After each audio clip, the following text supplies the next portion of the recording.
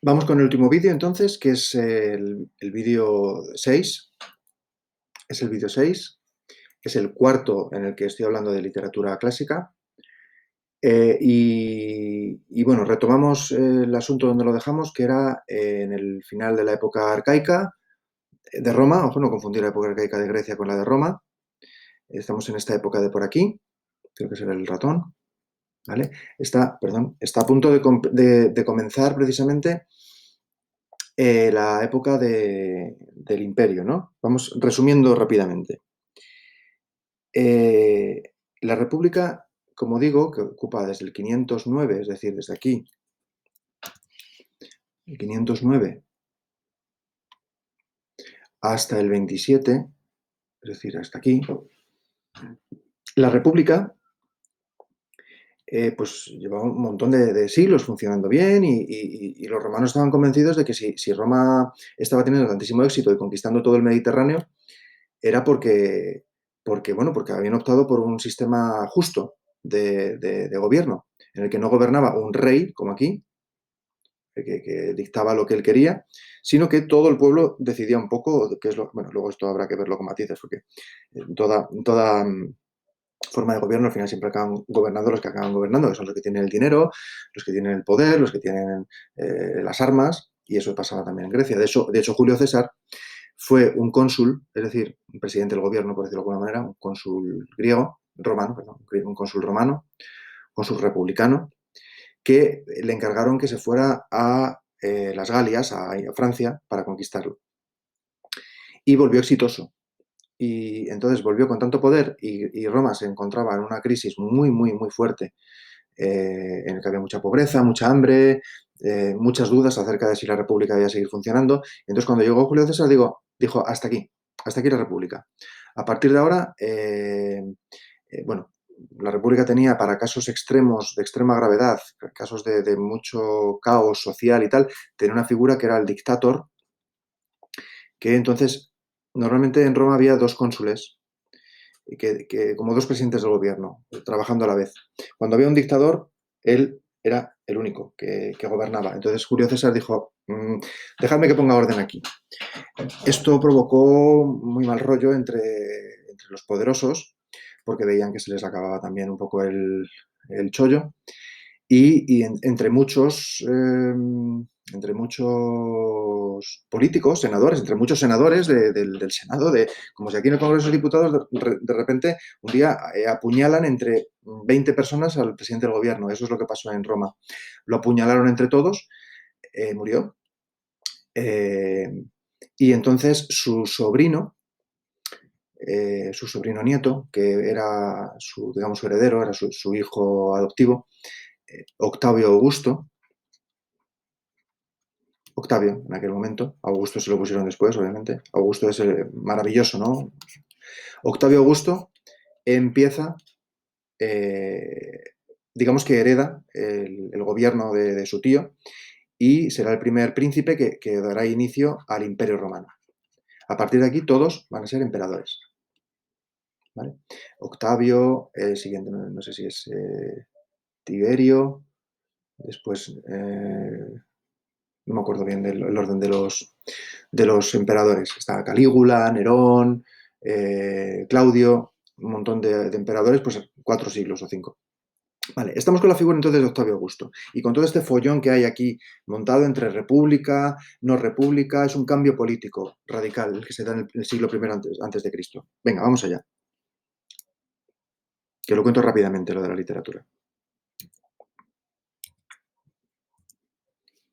Venga, estamos entonces en la época clásica. Estamos un siglo antes de que empiece a haber todos estos problemas.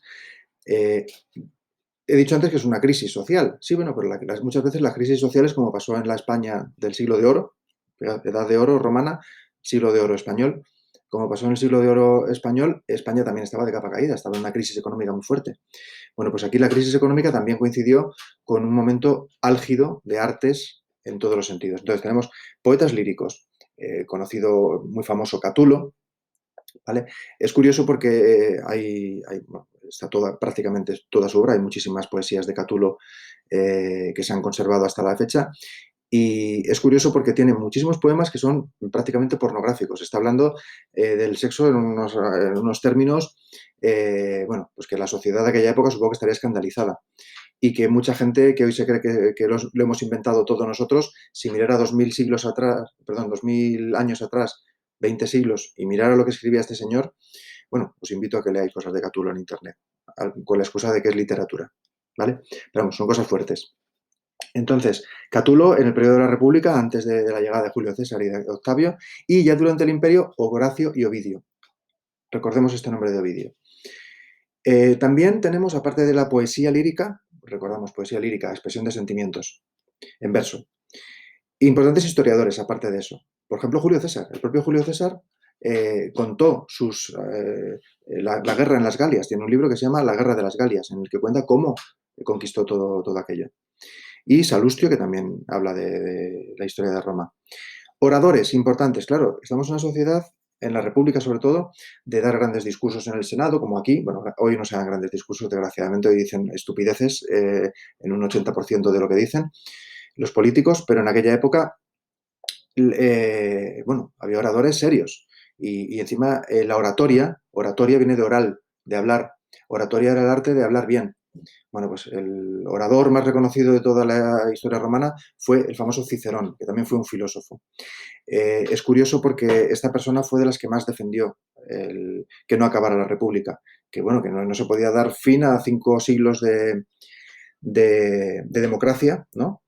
Porque a Julio César se le pusieron las narices.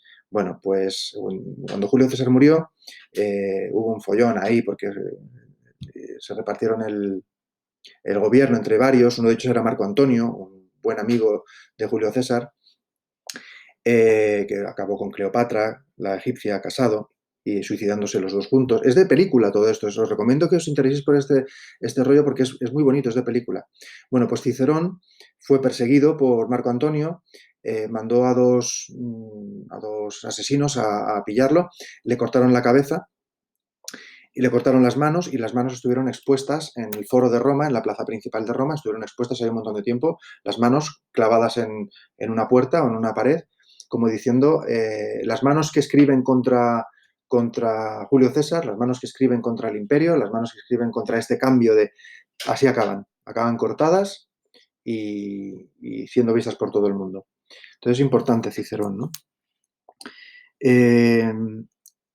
Vale, y por último, claro, cuando Augusto, digamos, hereda el poder de Julio César y tiene un poderío tan absolutamente grande sobre un montón de territorios de todo el Mediterráneo, se da cuenta de que la historia tiene que ser aún más grande. Entonces hace una maniobra de marketing político que, bueno, hoy en día la tenemos a diario, ¿no? Hoy en día los políticos están más preocupados del marketing que de otra cosa, pero él lo que hace es decir, vamos a ver, los griegos tienen la Ilíada y la Odisea.